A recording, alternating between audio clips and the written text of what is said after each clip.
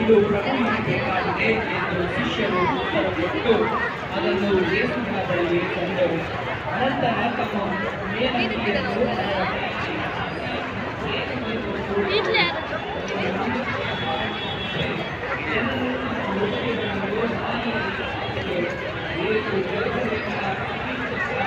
olive ಗುಡ್ಡದ ಇಳಿಜಾರನ್ನು ಮುಟ್ಟಿದಾಗ ಶಿಷ್ಯ ಸಮೂಹವೆಲ್ಲವೂ ತಾವು ಕಂಡ ಎಲ್ಲ ಮಹತ್ ಕಾರ್ಯಗಳನ್ನು ಕುರಿತು ಹರ್ಷವೇಶರಾಗಿ ದೇವರ ಸ್ತುತಿ ಮಾಡುತ್ತಾ, ಸರ್ವೇಶ್ವರನ ನಾಮದಲ್ಲಿ ಬರುವ ಅರಸನಿಗೆ ಜಯವಾಗಲಿ, ಶಾಂತಿ ಸ್ವರ್ಗದಲ್ಲಿ, ಮಹಿಮೆ ಮಹೋನ್ನತದಲ್ಲಿ ಎಂದು ಜಯ